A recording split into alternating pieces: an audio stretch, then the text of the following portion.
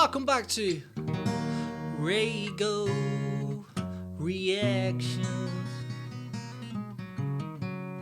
This is out of tune because I just dropped a chair on it by accident. Ladies and gentlemen, how is everybody doing today? As you can see by the title, look, this is a big one. Now, I have never reacted to a Pink Floyd song before. However, I would be lying if I said I didn't know anything about Pink Floyd. Of course I do. I know David Gilmour. I know Roger Waters. I know these people. But at the same time, I don't know nowhere near enough. Now, I'm going to be brutally honest with you guys, and I'm going to actually tell you. I'm going to go on their Spotify right now and see what their top 10 songs are. Because this is the best way I can, just level with yous so we can see where I should be heading on this journey. Wish You Were Here, of course I know it. Another Brick in the Wall, yep. Comfortably Numb, yep. Breathe, I've heard of it, but I don't know it. Great Gig in the Sky, I've heard of it, I don't know it. Time, don't know it. Money, don't know it. Hey You, don't know it. Have a Cigar, don't know it. Shine On You Crazy Diamond, heard of it, don't know it. Now, when I say I've heard of it, I mean I've heard of it on a film. Like, for instance, I know that The Great Gig in the Sky, he mentions it on School of Rock. He says, listen to The Great Gig in the Sky, the outro's quality. These are the reasons I know about them. I've heard of these songs, but never actually listened to them. And it's not a matter of choosing to ignore them. It's just like, I don't know, never really, never got round to it. But that's the beauty of this channel. It's exploring things and trying to broaden my horizon in general. Because at the end of the day, if you're new to this channel, I am in a band called RAYGO Bloom, and I release my own music. But what I want to do is go as far and wide as I can. Get all this music and bring it in and try and make the best music I can. Take qualities from everyone. Recently, I fell down the rabbit hole of Dire Straits, and I tell you, one of the best bands of all time. Them and Fleetwood Mac, they're my top two, I gotta say. But, who knows? I could be venturing onto something new here. Today, we have been asked by one of our legendary subscribers by the name of Joe to react and start things off with Sorrow Pulse concert. Without further ado, let's get into it!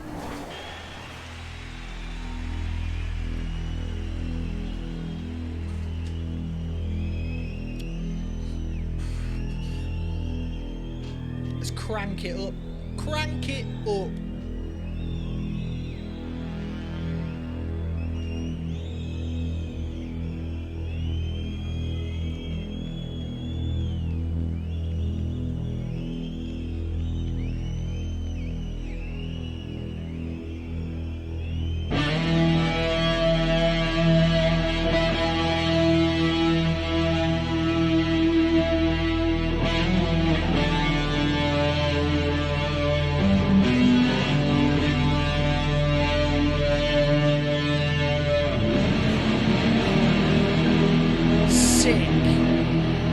That's just sick instantly.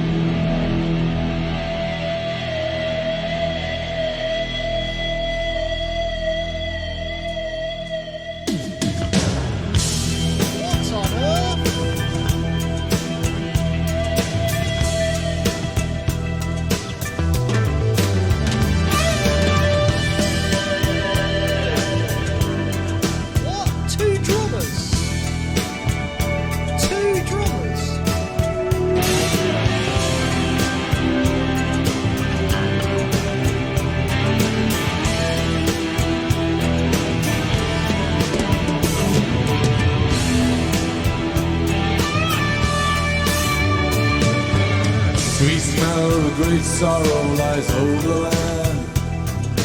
Plumes of smoke rise, merge into the leaden sky.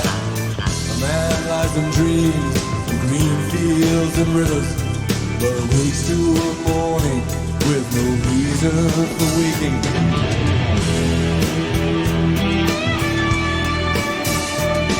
He's haunted by the memory of a lost paradise. Quickly, you know what I loved about the intro? It was simple but very effective. That's what I like about David Gilmour's guitar playing. Now, by no means am I saying he plays simple things. His guitar solos are insane. Like, bar none. Probably one of the best guitarists of all time, let's be real. In fact, he is. What I'm saying is, though, that intro, if you're not a guitar player, he was pretty much just hitting singular notes, really, and using his whammy bar to bend it inwards. But the amount of reverb and his tone is insanely good. It's so dramatic and it creates such a good effect. I like that because you also get guitar players who, you know, when they want to do these big dramatic intros, they start to be playing just this fast, like before you're in the key of something. Let me quickly show you. If you're in like the key of A minor, their way of being dramatic will like.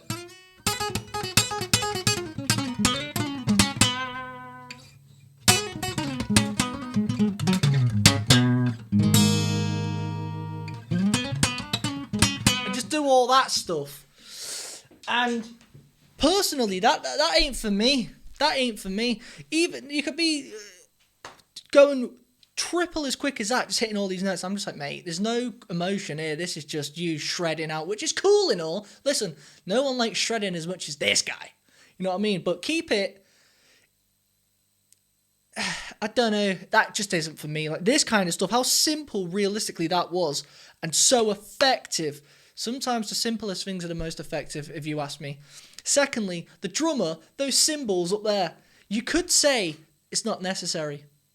If you ask me, it's completely necessary, because why not? No one else is doing it. It's cool.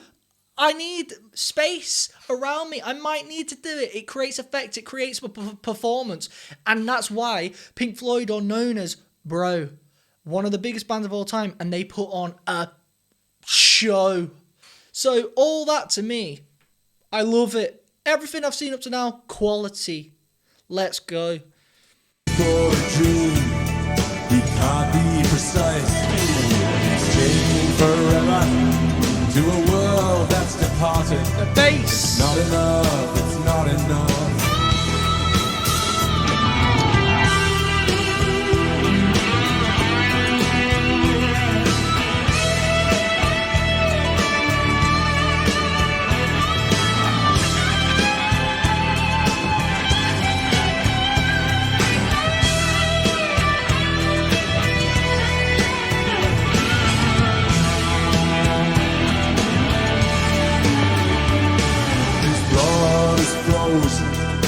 Curdled with fright, his knees have trembled and given way in the night. His hand has weakened at the moment of truth. His step has faltered. Sick.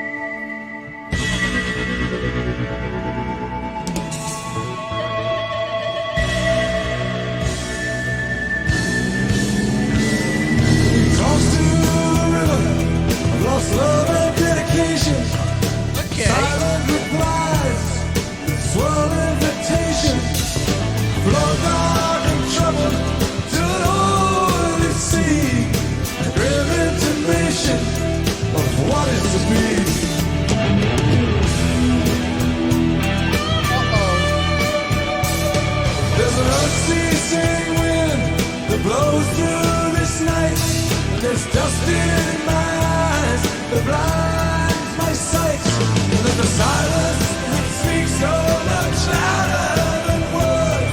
The promises broken. Mate, the harmony. Bruh, hold on, there's too much going on here. This is crazy. The bass, I can't take my ear off the bass because he's doing some nasty work. Nasty work right there. I love it when bass players don't stick to the root notes. I've always said this on my channel. He's doing these groovy, it's groovy. I really truly think that the best bass comes from that groovy funky type of bass. Like, that's quite funky. Boom, boom, boom, boom, boom. Like, almost disco-y. And that's what I was saying about John Isley. His bass playing is exactly the same. It's this funky, he doesn't stick to the root notes. He's obviously hitting the root note on the beat. But in between that, you can tell your own story. If you're going to be playing, what key are we in? I think this is an F sharp. I'm an E flat, so if you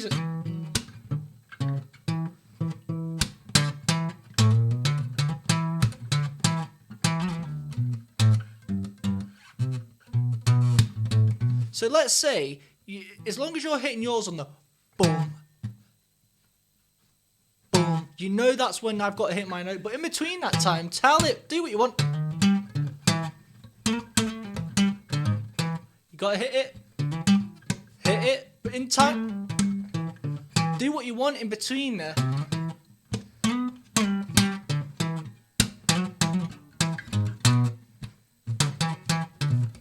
And what that's doing is it's just keeping the song, again, refreshing for a starter. You're not doing the same thing continuously, monotonously. It's not keeping it boring. It's like, it makes you think, nah, I'm gonna have to listen a couple times, because if I was a bass player, I'd be like, I need to listen to that.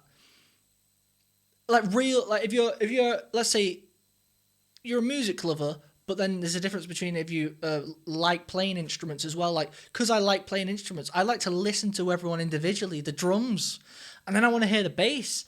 And it makes me go, oh, I'm missing out here. I need to listen to the song again, because even the keyboard player, he's doing some cool stuff. Oh, David Gilmour vocals, I didn't know they were that, good. You know what I mean? They had some nasty, he's got like a nice little husk underneath there. There's a husk. Because obviously some bands, you have the better at different things, you know. Stevie Ray Vaughan, he's obviously Gucci on the guitar, and vocals come second to his guitar. Bob Dylan, guitar is first. His songwriting's first, let's say. His songwriting is what's first. But his vocals, you know, people treat him like Marmite. I think he's good, to be honest. But then you've got people like Axl Rose. His vocals are what he does. You know what I mean? There's different things. I thought Pink Floyd were music orientated, but right about now, David's vocals are keeping up with it. Let's go.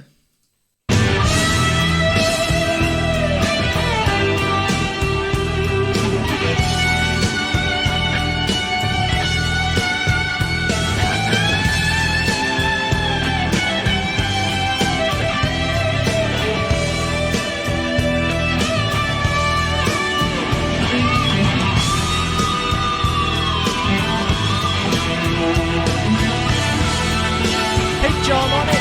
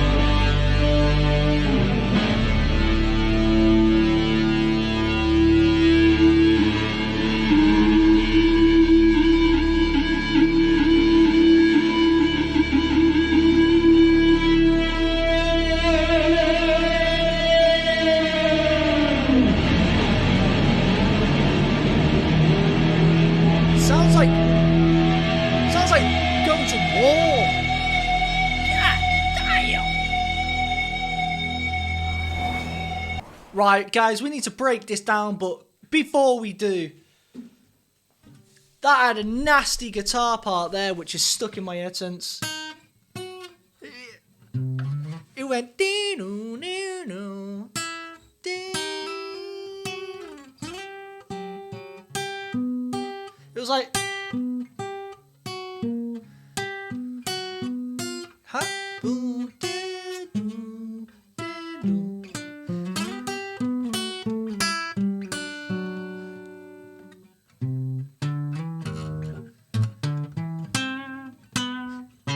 He went into some. He was doing his solo, whatever he was doing.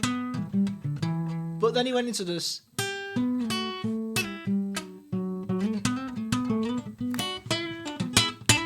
Alright! Just makes me want to play. But, yeah, let's quickly break some stuff down here. You know what? Oh, I need some WD-40. What was sick about that is it's a story, isn't it? It's not a song, really. Like, this is the best way I can put it. There is multiple ways to rank bands. Like, is it a gig? Is it a gig or is it a show? If I'm going watching The Killers, no disrespect to The Killers, this is just an example. It's a gig. I'm going watching The Killers on Thursday. Oh, that'll be fun. Have a good gig. I'm going watching Pink Floyd on Thursday. You go, whoa, really?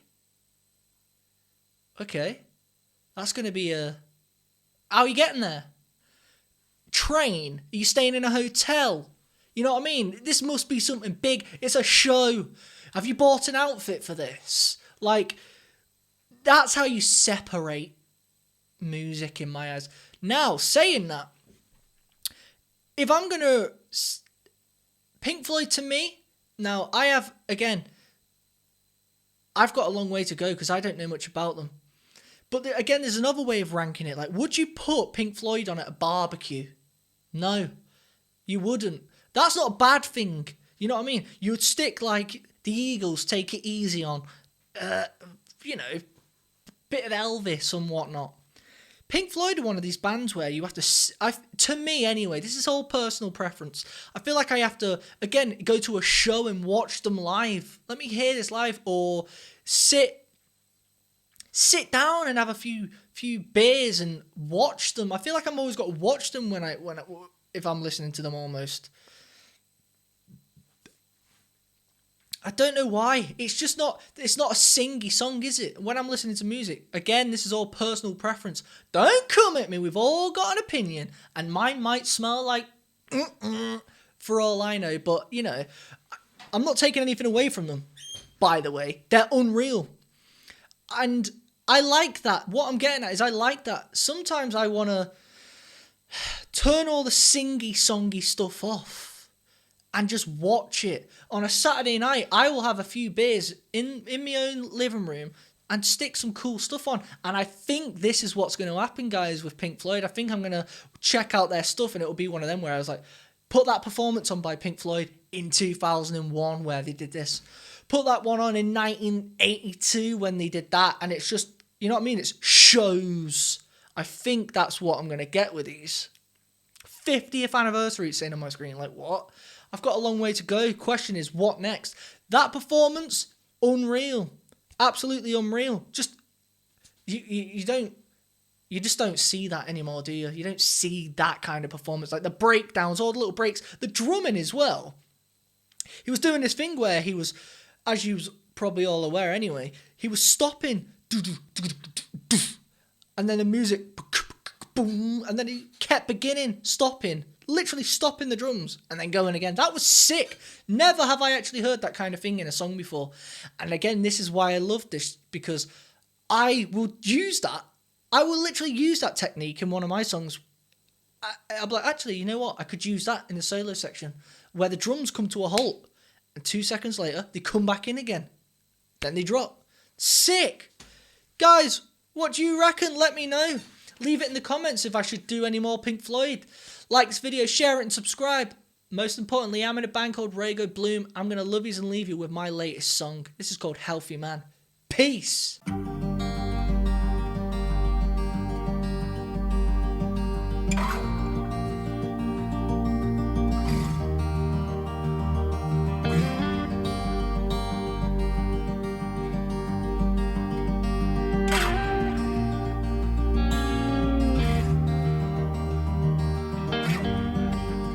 I woke up this morning, poured myself a drink. I picked up my guitar as I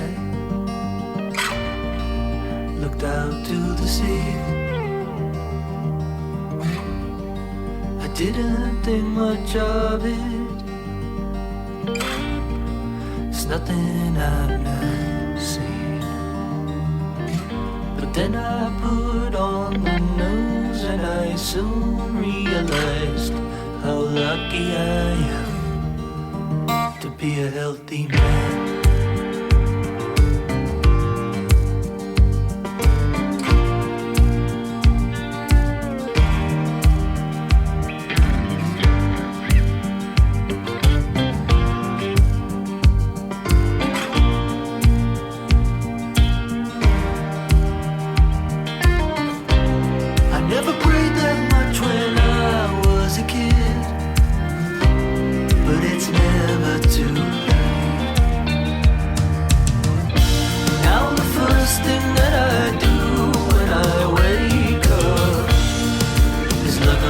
The sky. Thank the Lord that I'm here and I'm grateful for a new sunrise to be alive.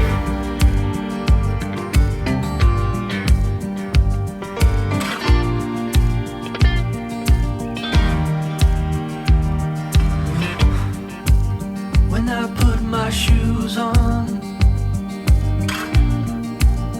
to leave the house, I look in the mirror and make sure that I smile. I no longer question why I feel down. I remind myself of good health and I soon turn that frown upside down.